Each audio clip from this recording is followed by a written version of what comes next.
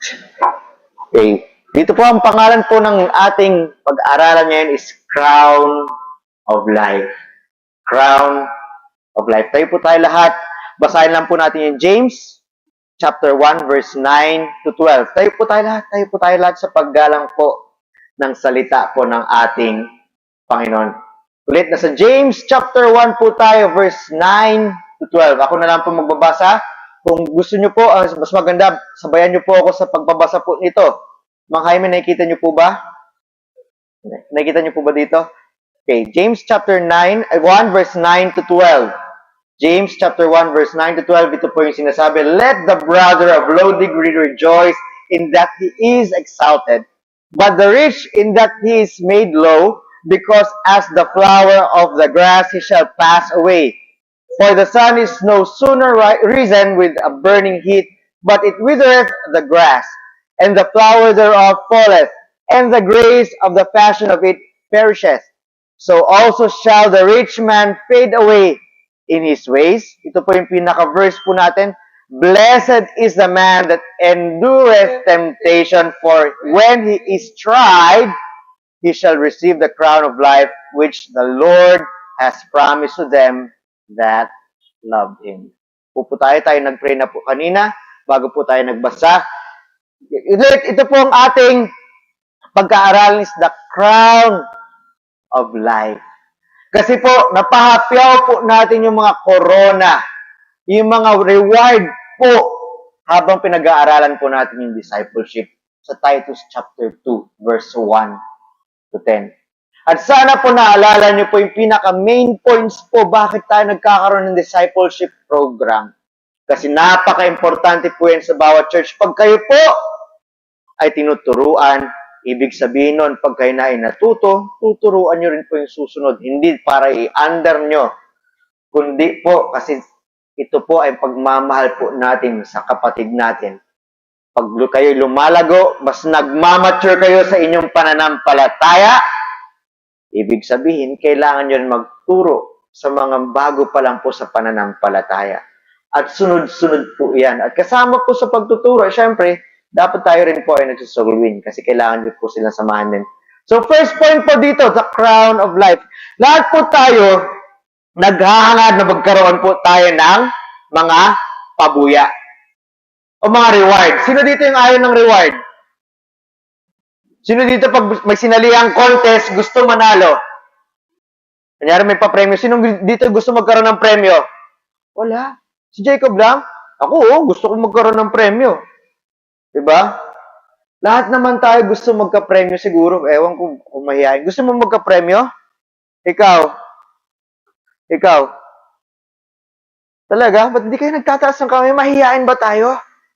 Okay. So, taas kayo ng kamay pag gusto niyo ng premyo kanina. Pag tinatanong kayo, hindi tayo parang tuod dito, okay? May kausap ba ako?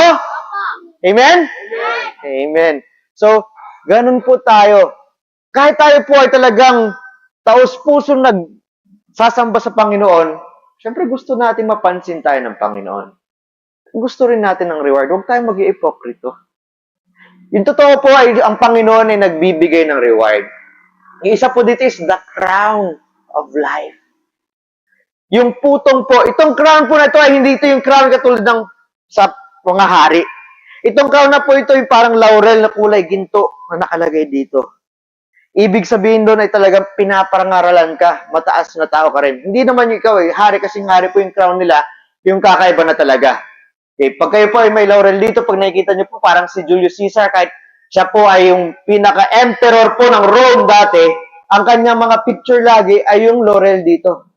Yun yung crown na sinasabi. Yung gintong laurel na, yung ginto na parang dahon-dahon dito. Okay, napakaganda nun. Pag kayo nagkaroon ng ganon, syempre nakakatuwa yan. Ito kasi magaling ka. Ngayon, dito tayo magkakaroon ng crown of life. At sabi nga dito, pinagpala ang tao na talaga mapagtiis sa mga tukso. Dahil kapag siya ay sinubukan at siya ay pumasa, syempre, siya ay magkakaroon ng korona ng buhay. Kung saan, bakit dito? Ito ay pinangako ng Panginoon na nagmamahal sa Kanya. Dapat malaking age to eh. Yung mga nagmamahal sa Kanya. Pag him, you, tungkol sa Panginoon, lagayan niyo lagi letter na yan, ha? Paggalang po natin yan sa Panginoon. So, first point is low degree. Low degree. Pag makikita niyo po sa James chapter 1, verse 9, tingnan niyo po sa inyong Bible, nakalagay po dyan, let the brother of low degree. Ibig sabihin po dito, yung kapatid po natin sa Panginoon, hindi ito yung kapatid na dugo. Ito po ay kapatid po natin sa Panginoon. Yung kapatid natin na napakababa po ng loob. Kasama po yun ang binasa natin sa Titus, hindi mayabang dapat pag tayo ay nagmamature na sa faith. Nawawala yung yabang natin tungkol sa ating sarili. Ang pinagmamayabang natin lagi, pinapasikat natin lagi ay yung ating Diyos. Amen? Amen. So, ganun po. Sabi ito, yung ating kapatid na nagpapakababa ng loob, sabi, kayo ay magsaya dahil siya po ay iaangat. So, ganito po yung sa ating Panginoon, pag nagpapakababa po yung ating kapatid o tayo mismo, ang Panginoon ang nag-aangat sa atin. Kasi ganun po yung Panginoon. Gusto niya po yung mababay loob. Ayaw niya yung makasarili.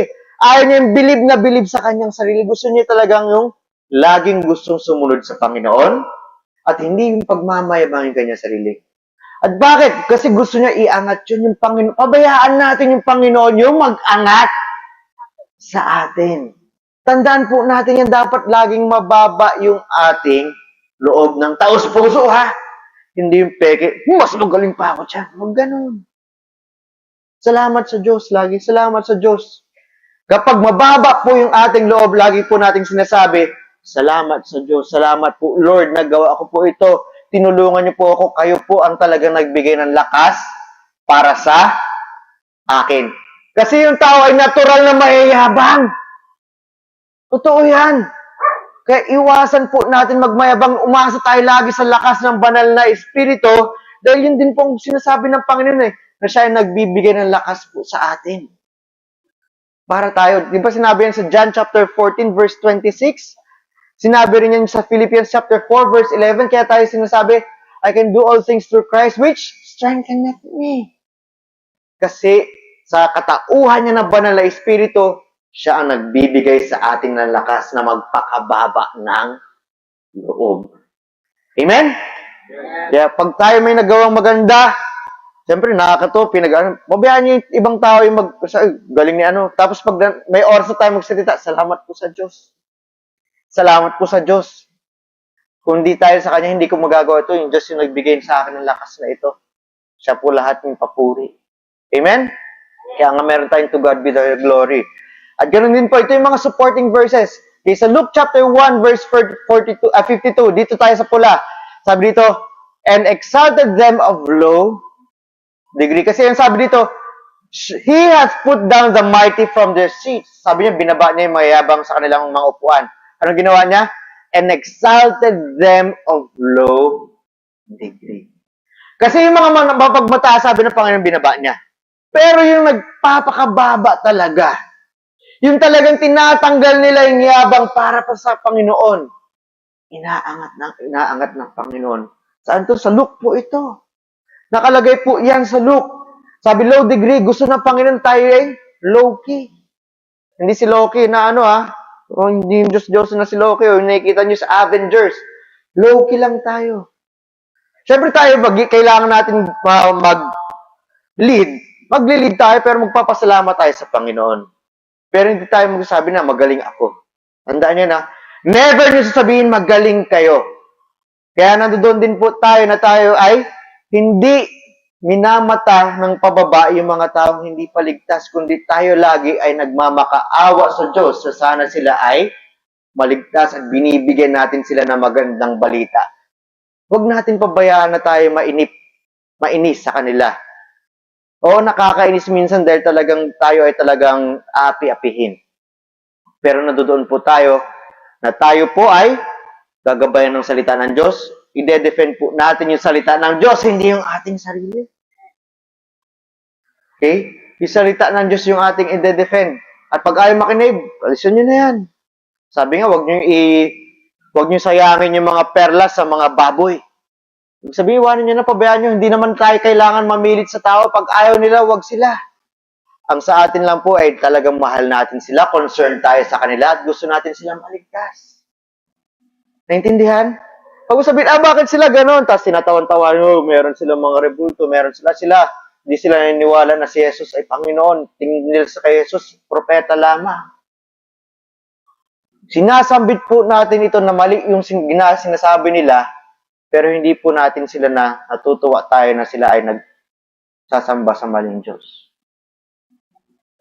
Tinuturo lang po natin yung tama na nakasulat sa Biblia. Kinokontra lang po natin yung mga maling turo at ine-explain lang po natin yung salita ng Diyos. Pero hindi tayo natutuwa na ginagawa po nila yon. Kasi alam natin saan sila pupunta eh. Pag sila po ay hindi nanampalataya sa tunay na Diyos, sila po ay pupunta ng impyerno. So tayo po ay nagpapakababa. Hindi tayo nagmamayabang ako, baptist ako. Masarap naging baptist tayo. Pero yung parang mamaliitin mo yung ibang tao imbis na maging concerned ka sa ibang tao. Delikado po yan. Tandaan niyo po, ito pong New Covenant o New Testament po ng panahon ngayon, pagkatapos na namatay, inilibing na buhay muli si Kristo, tayo po hindi tinawag sa Holy War na talaga nagpapatayan ng tao. Ang ating gera po ay spiritual. Una po, yung talagang yung temptation sa ating sarili, ito yung mga ibig sabihin yan sa ating, kailangan magpakababa tayo kasi tayo may temptasyon na magmayabang. Yun po yung pinakakalaban natin. Temptasyon din po sa iba. At yung spiritual na laban po natin araw-araw. Yun po ang ating laban. Isa sa pinakamatinding laban natin is sa spiritual ay ipagmayabang yung ating sarili. Okay? Kasi lahat tayo mayabang. Kaya tingnan nyo, konting bagay lang minsan napipiko na tayong lahat. Kasi nakatingin tayo sa ating sarili. Imbis na nakatingin tayo sa Diyos, nasaktan ako eh. Hindi ko siya papatawarin. Nasaktan ako, nagaganti ako sa Kanya. Pero hindi natin naisip ko ano yung salita ng Diyos. Mamaya pinagsasabihin pala tayo ng kasama natin dahil concerned sila sa atin. Sabihin natin hindi concerned sa atin pero may mali palang nakikita sa atin. At di natin tinitignan yung ating sarili sa Biblia na. Kasi napakataas na natin eh. So magpakababa tayo. Pag may napapansin kayo ibang tao na pinagsasabihan tayo, huwag tayo kagad uminit yung ulo. Tignan natin kung ano yung sinasabi ng salita ng Diyos. Yung sinasabi nila tungkol sa atin. Kasi kadalasan yung makakapansin sa mali natin na ibang tao. Kasi tayo mismo ay bulag sa ating sarili kadalasan. At minsan kahit hindi maka-Diyos yung tao na yan, napapansin po nila yung mga mali natin. Kaya pansinin natin, pag-pray natin, tingnan natin yung salita ng Diyos. Kung tama ba ito o hindi. Ulit, hindi yung tao yung tinitingnan natin. Salamat sa Diyos, may mga taong ganyan. Kahit sabihin natin na sila po ay tuwang-tuwa lang na ibinababa tayo. Pero po tayo, ititignan natin, basehan po natin yung salita ng Diyos. Amen? Amen. Hindi tao. Ayos yung damit. Pakituruan to na mag-ayos ng kanyang damit. Di nga nakabotones. Pakiayos yung damit. Okay, huwag natin para matuto po siya. Okay? Ganyan lang po talaga siya. Kailangan lang ng training araw-araw. Anyways, balik po tayo dito.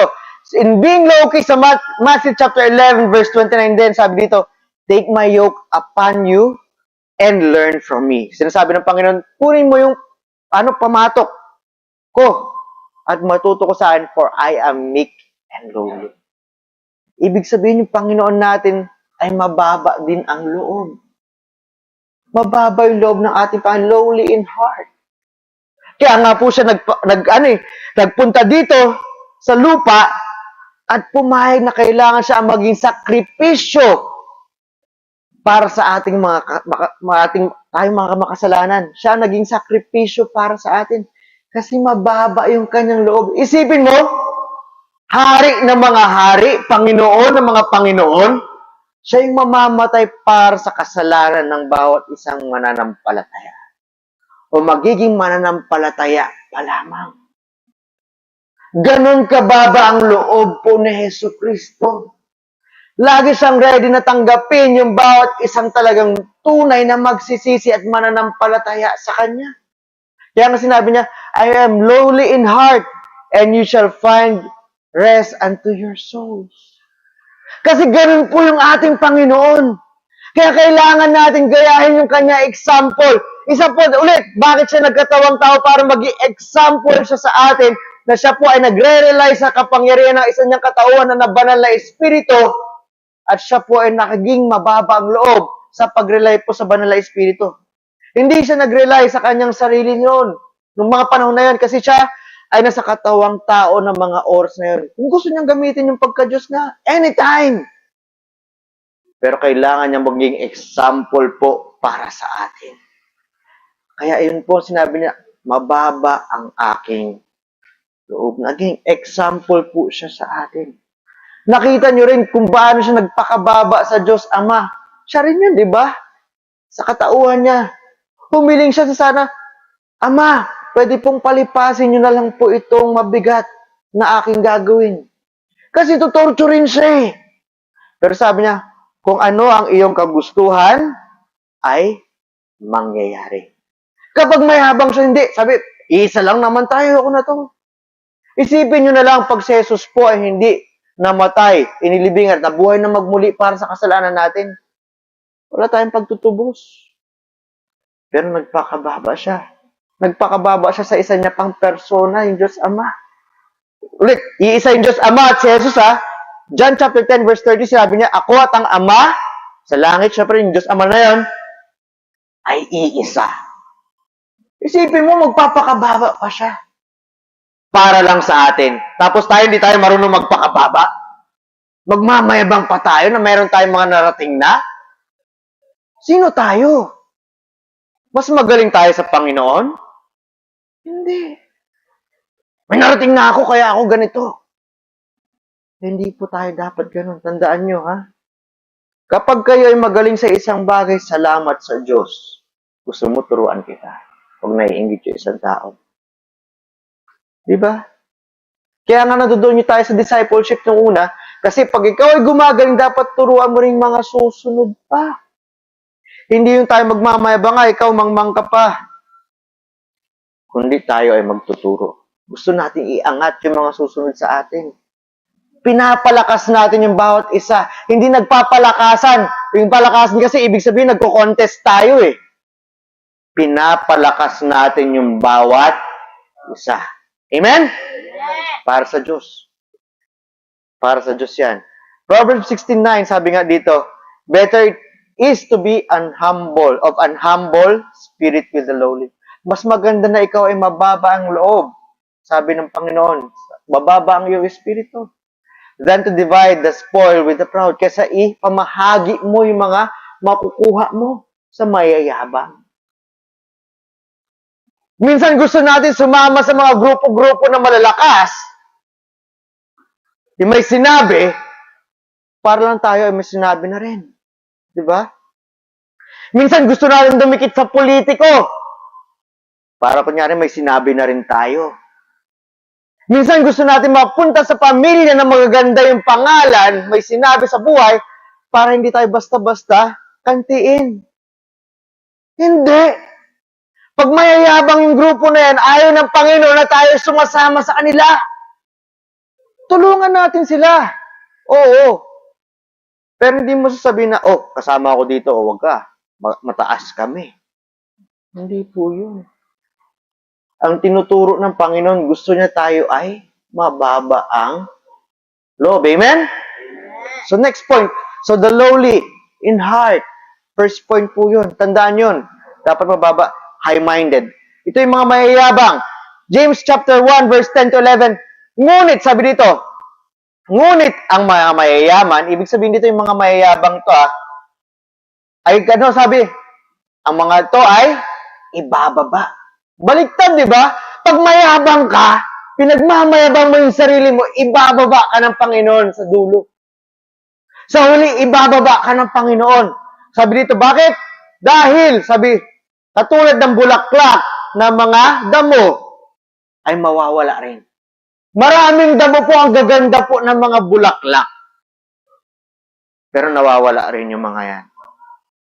At sinabi sa verse 11, dahil ang araw ay maya't maya ay tataas na may mainit na sinag at itutuyo yung mga damo. At pati na rin yung bulaklak na maganda nito, mahuhulog na lang. At yung grasya at yung ganda nito ng mga bulaklak na ito ay mawawala. So, ganun din ang mga mayayat o matataas na tao. Ibig sabihin ko, sinang rich man dito yung matataas yung sarili. Mawawala rin yan. Mayabang ka? Tingin mo sa mga tao, mga alipin mo? Tingin mo mas magaling ka sa ibang tao at pinagmamayabang mo yung sarili mo? Kaya konting bagay na ikaw ay mapagsabihan, na galit ka na, yun pala mali ka na rin pala. Ibababa ka ng Panginoon. Sinasabi niyan, literal. Inihalin tulad pa sa bulaklak ng damo. Kasi yung bulaklak ng damo talaga, minsan nagaganda talaga. Pero pag nasinaga ng araw, tuyot. Gusto lang gawin na example yun ng Panginoon. Pag tayo ay masyadong mayabang, itutuyo tayo ng Panginoon. Kumbaga parang siya yung araw. Itutuyo niya yung mga nagmamayabang. Kasi yung ganda naman talaga ng bulaklak eh. Kasi hindi nila sinasabi, hindi, galing sa Panginoon to. Hindi ako yung magaling. Magaling ako. Eh sila pa nakakahiya ang ginagawa nila. Ba't hindi mo sila pagsabihan? Ang alam mo lang, magmayabang sa sarili mo na, buti hindi kami katulad ng mga yan. Ba't hindi mo sila sabihan ng maayos? Mas maganda yun. Kasi mahal mo sila eh. Hindi yung inaasar-asar mo sila. Eh pag ikaw inasar, hindi, sabihin mo lang, ito yung sinabi ng salita ng Diyos. At naniniwala ako na nanampalataya ako sa konteksto nitong salita ng Panginoon, hindi yung hugot-hugot lang po. Hindi ko po ito talino, galing po ito sa Diyos. Amen? Kasi sabi sa Proverbs 16 verse 18, pride goeth before destruction. O sabi, ang yabang, pag ikaw mayabang, ito yung mauuna yabang mo. Maya-maya ay kawasakan mo. Mauuna yung yabang mo, pero susunod din, wasak ka. Wawasakin ka ng Panginoon. Tandaan nyo yan, wawasakin kayo ng Panginoon. Basahin lang po natin to.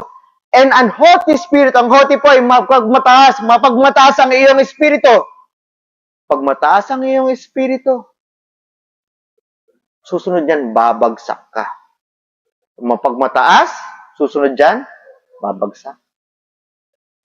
Yung mga taong bumagsak ng lagpak na hanggang dulo at hindi nagsisi, sila po yung mayayabang.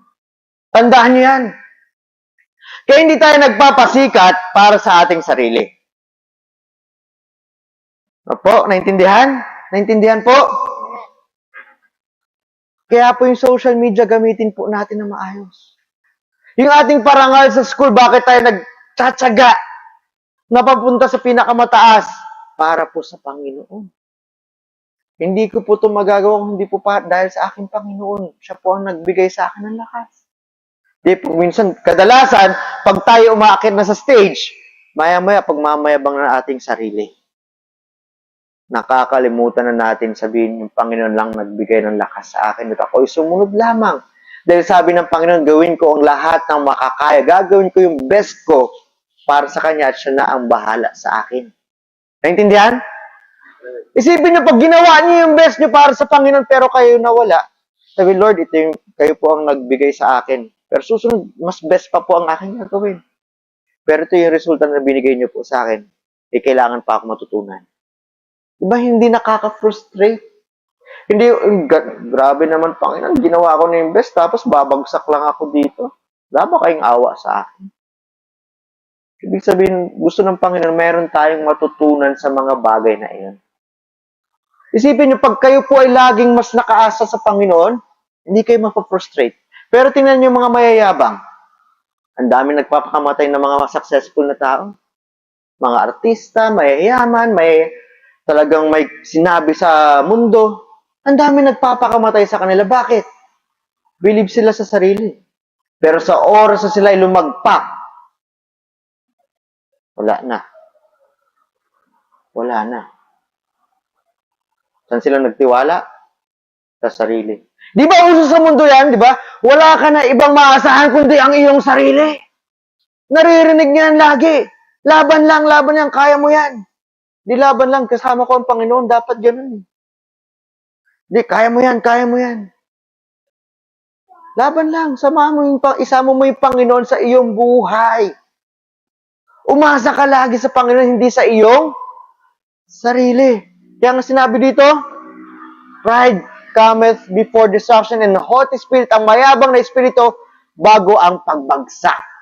At sinabi ni Proverbs 17 verse 19, siya na nagmamahal sa mga mali at nagmamahal sa kaguluhan at siya na nagtataas ng kanyang sariling gate, ang sariling bangko, o sa Tagalog, ay naghahanap ng kawasakan.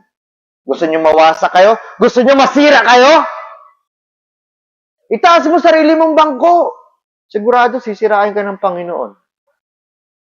Warning yan. Ang daming ganyan. Si Judas, alam nyo siya, napakatagal niyang kasama yung pinakamagaling na guro sa buong mundo. Sino yon? Si Jesus. Amen. Pero hindi niya matanggap na si Jesus yung Messiah. Kasi gusto niya siya sumikat. Na si Jesus po ay isang revolusyonaryo na makikipaglaban sa mga sumasakop sa Israel. Hindi niya matanggap na si Jesus ay nagpakababa at kailangan mamatay para sa kasalanan ng mga tao. Kasi yung revolusyon na ginagawa ng Panginoon, mamatay, maging bayani para sa kasalanan natin. Kasi siya ay mabubuhay na magmuli. Siya ay namatay sa mga kasalanan ng mga taong mananampalataya at magiging mananampalataya pa lamang para sa Kanya. Yun po ang Panginoon. Ang ginawa ni Judas, binenta si Jesus sa 12 piraso ng silver. Pagkatapos nagpakamatay, pag nakita nyo sa Acts, alam nyo paano namatay si Judas? Hindi yung nabigti siya. Nagbigti siya, nahulog pa po siya dun sa pinagbibigtian niya, nabangin. Sumabog yung kanyang tiyan. Ganun siya namatay. Nung nahulog siya, bumagsak sa bato at sumabog yung kanyang tiyan, lumabas yung mga laman loob niya, basahin niyo sa aksyon. Ganun po namatay si Judas, hindi sa pagkabigti. Naputol siguro yung lubid o nabali yung sanga. Hanapin niyo na lang sa Acts o sa mga gawa sa Tagalog. Yun po ang nangyari kay Judas. Binagsak siya ng Panginoon. Ang pangit na pagkamatay niya dito, eternally, sunog pa siya doon sa impyerno. Ganon katindi. Tandaan niyo yung kwento ni Jesus, yung parabola ni Lazarus at yung mayaman. Napakayabang ng mayaman. Hindi man lang binibigyan ng konting pagkain ng matino yung mahirap, si Lazarus, na puro galis. Ginagawa ni Lazarus, pinupulot-pulot lang yung mga nahuhulog na pagkain mula sa lamesa. Ginawa siyang aso. Tapos yung tanging nagbibigay sa kanya ng saya, ng pag-aruga, ay yung mga aso, dinidilaan yung mga sugat niya. Pero nung namatay, saan si Lazarus? Ano doon, kasama ni Abraham. Saan yung mayaman? Nasusunog doon sa impyerno. Ganon katindi. Pag mayabang ka. Sige, pag mayabang mo pa sarili mo, ito na yung mga warning. Hindi po ako naggagawa-gawa ng istorya, pero ito po yun. Kasi ito po yung pinakamahirap na temptasyon na kalabanin. Isa sa mga pinakamahirap, pride. Kaya nga capital P yan eh. Pride. Psalms 103 verse 15. At sa tao, dito, sa tao, ang kanyang buhay ay parang damo. Sabi nga dito, sa bulaklak ng parang, o dito, bulaklak yan, na yung mayabong. Yung bulaklak na napakaganda. Pero pag dumating yung hangin at dumaan dito, nawawala yung bulaklak. At ganun din ang lugar ay hindi na makikilala yung bulaklak na yan. Hindi na makikilala yung bulaklak na yan. Okay? Ngunit ang awa ng Panginoon ay walang hanggan. Walang hanggan sa mga taong may takot sa Panginoon at ang kanyang katuwiran sa mga anak ng kanyang mga anak. Yun po ang sa Panginoon. Huwag tayo yung mayabang na bulaklak ng damo, kundi tayo yung matatag na nakakapit doon sa true vine ng Panginoon. Amen? Okay. Ito pa, reward of patience. Diba? Una, low-key, high-minded. Ayaw ng Panginoon yung high-minded. Huwag tayo magmayabang. Tandaan nyo na, ba't sila ganun? Ako ganito. Diba naalala niyo isang parabola? Sabi meron isang pariseo at isang mga, maniningil ng mga buwis. Yung pariseo, sabi niya doon, habang nagdarasal doon sa templo, sa sinagoga, yun mo nga yan, Panginoon. Buti na lang di ako katulad ng makasalanang yan. Ako, nagbibigay ako ng ikapo ko lagi. Nagmamayabang na siya sa kanya sarili. Naggagawa ako ng ganito, ganyan para sa'yo. Mo. Pero yung ginagawa ng nangongolekta ng buwis. So, sobrang sikip ng dibdib niya, nagmamakaawa sa Panginoon. Patawarin mo ako, Panginoon. Nagpakababa siya. Hindi katulad ng pariseo na pinagmamayabang niya yung sarili. Ano sabi ng Panginoon? Yung taong makasalanan na nangongolekta ng buwis, siya ang makakapunta sa langit. Bakit? Kasi siya yung nagpakababa. Pero itong mayabang na pariseo na laging nakadepende sa kanyang mabuting gawa at hindi nakadepende sa Panginoon, siya ay wawasakin ng Panginoon. Pupunta doon sa dagat-dagatang apoy habang buhay natutorturin ng galit ng Panginoon. The reward of patience. Ito yung ating pinaka-topic. The reward of patience. Di ba naalala nyo ito? James 1:12, Blessed is the man that endureth temptation. Mapalad ang tao mapagtiis sa mga tukso. Dahil kapag siya ay sinubukan, siya ay magkakaroon ng putong o korona ng buhay. Kung saan ang Panginoon ay pinangako ito sa mga nagmamahal sa Kanya. Mahal niyo ba yung Panginoon? Mahal niyo yung Panginoon? Parang hindi. Mahal niyo ba yung Panginoon? Amen. Dalawa. Mahal niyo yung Panginoon? Amen. So, pag mahal niyo yung Panginoon, sabing ganon, kayo po ay mapagtiis na hindi gumawa ng kasalanan. Tandaan natin Titus chapter 2, verse 2. That the aged men be sober, yung taong mga talagang mataas na, yung maturity, ay maging, sober na sa tamang isip, kagalang-galang. Ano to? Hindi basta-basta nagpapadala sa kanyang damdamin. Kasi damdamin pwedeng sobrang saya, sobrang galit, sobrang lungkot. Nasa tama ang pananampalataya, nasa tama ang pagmamahal, nasa tama ang pasensya. Anong sinabi ulit dito? That endureth. Di ba? Nag-e-endure. Sabi dito, blessed is, pinagpala ang tao na mapagtiisin. Tandaan natin, ang ibig sabihin po dito ng pasensya, dito sa Titus chapter 2, verse 2, yung tama ang pasensya, matiisin. Matiisin sa, isa doon ay, tukso. Ano sinabi ng Panginoon? Pag meron tukso, takbuhan natin. Hindi yung sinasabi, tukso, hindi mo ko kaya. Takbuhan natin yung tukso. Iwanan natin kagad dyan. Kasi yung tukso na yan, pag talaga entertain natin yan, maya matutukso ka talaga. Diba? Maya, tingin dun sa nanunusok ng mata. Alam niyo yung kwento na yon? Sabi doon ng isang tao, mayroong butas doon. Sabi doon ng di ba yung mga tao mahilig sa bawal? Huwag mo titingnan yung butas dyan, sabi nga nun. Marami ng lalaki dyan na natusok ng bata na yun kasi sa butas yan may batang nanunusok ng bata. Pag sumilip ka dyan, tutusukin mata mo. Ayaw maniwala. Curious, sabi, totoo kaya yun? Sinilip yung butas, tinusok ng bata yung mata niya. Diba tayo mahilig tayo sa bawal eh? Pag sinabi natin na bawal yun, mas gagawin pa natin. Pag sinabi bawal yung katawan natin, mas gustong gawin yan. Pansinin nyo sa ating sarili. Sa pagkain lang, bawal mataba. Pero pag nakita mo yung aligin ng talangka nga naman, ng ima, diba? Kunyari, high blood ka na, bawal mataba, pa-cholesterol. Nakakita ka ng aligin ng ima. Ay, sarap. Diba yung talagang ginisa?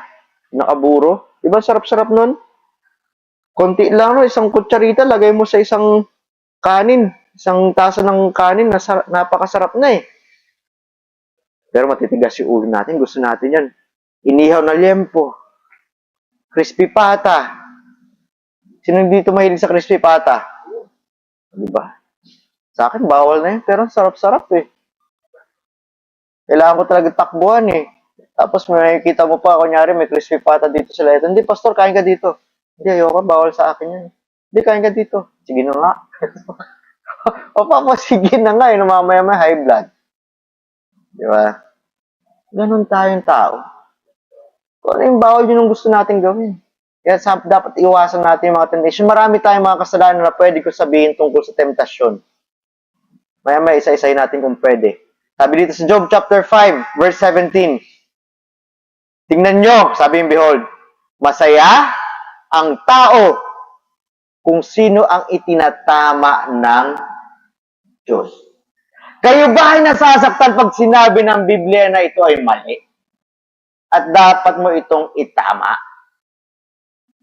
Minsan magbibigay pa tayo ng sarili nating opinion, mas magaling pa tayo sa salita ng Diyos eh. Ganon tayo kadalasan, maghahanap tayo ng mga verse at sisirain natin o iibahin natin yung ibig sabihin ng verse na yan. Imbis na pag-aralan, hindi, sabi ng verse ito, ganito eh. Kaya tama ang aking ginagawa. Alam niyo isang verse dyan, kunyari, sinabi ni Pablo sa Corinthians, sabi niya, I have a jealousy of you, of a godly jealousy. Sabi niya sa mga taga-Korinto. Kasi, inihahanda ko kayo bilang isang malinis na berhen para sa Panginoon. Pero ang ginagawa niyo sa inyong sarili, binababoy niyo ang inyong sarili. Nakikipagsambahan pa rin kayo dyan sa mga maling Diyos. Nakikipaggawi pa rin kayo dyan sa gawi ng mundo. Ako ay may selos o inggit na maka-Diyos. Tapos sabihin ng iba, pati pastors pa nga minsan eh, ako ay may inggit na maka-Diyos kasi may ikaw may magandang simbahan. Yan ba yun? Hindi. Ang maka-Diyos na mainggit ay nagagalit o naiinggit kasi si Pablo dahil ginagawa nila yung mali imbis na ginagawa nila yung para sa Panginoon. Nagkakaroon siya ng selos na ganun. Pero ito nakakalungkot. Kahit mga pastor magagaling na preacher have a godly jealousy for you. Kasi ang ganda ng sasakyan mo. Mali ka na doon! Kahit kailan bawal pong mainggit. Maiinggit ka lang pag ginagawa nila yung mali para sa Diyos. Bawal yan. Ayaw ng Diyos yan. Nagsiselos ako. Sa totoo nga, hindi inggit yun eh. Sinasabi nila, inggit, pero selos yun. Tama talaga yung selos. Kunyari mag-asawa kayo, tapos yung lalaki na ipagharutan pa sa babae iba. Mali kasi yun eh. Diba? O kaya yung babae na ipagharutan sa iba, pero may asawa na yung babae. May karapatan yung lalaki na magselos. Kasi tama naman yun eh. Kasi asawa na yun eh. At ayaw ng Diyos na nangangalunya yung asawa. Amen? So, ganun po yun. Kaya pag kayo napapagalitan, naririnig nyo yung salita ng Diyos, sinasabihan kayo ng salita ng Diyos. Sabi nga dito ni Job, pinagpala ang taong itinatama ng Diyos. Kasi mahal kayo ng Diyos eh. Sabi rin sa isang verse, naalala ko lang, okay? Ang mahal ng Diyos, pinapalo niya. Magtaka na kayo pag may ginagawa kayong karumal-dumal na todo, pero hindi kayo napaparusahan ng Diyos. Hindi kayo nakukonsensya. Pero tuwan-tuwa pa rin kayo sa kasalanan niya. Pinagmamayabang niyo pa. Matthew chapter 10, verse 22, sabi, at kayo ay kakainisan, magagalit sa iyong mga tao para sa aking pangalan.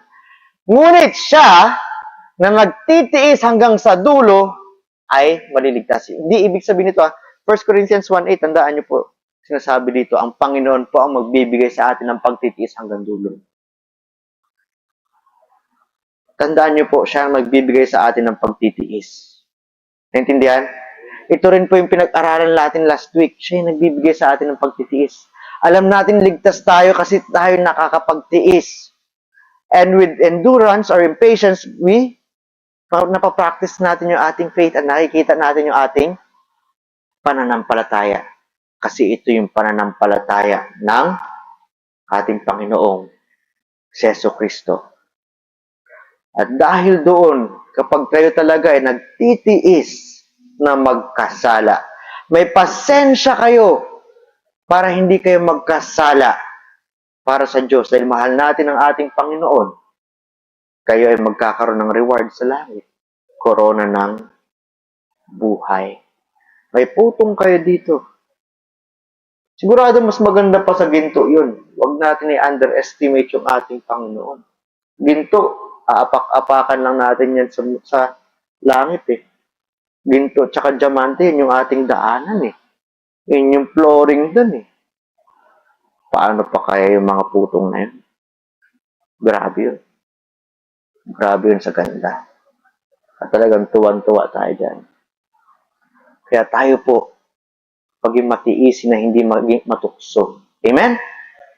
Kasi mahal natin yung Panginoon at ayaw natin siya ay mapalungkot dahil tayo ay nagkasala laban sa Kanya. Huwag natin, gayahin natin si Job. Gayahin po natin, hindi wag gayahin natin si Job na hindi nagpatukso kahit nawala na yung lahat sa Kanya. Sabi niya, pinanganak akong na walang saplot, namamatay akong walang saplot. Lahat ito ay galing sa Panginoon. Amen? Amen. So, yun po. Pero kahit man si Job, sumablay pa rin medyo bandang huli. Pero tingnan nyo, nagsisi pa rin siya. So, kung kayo po, meron kayong sumablay, sigurado sumasablay tayo. Ako lang araw-araw nakikita ko yung sablay. Kagabi may sablay akong ginawa. Dami. Nakakaya sa Panginoon. Humingi kayo ng tawad.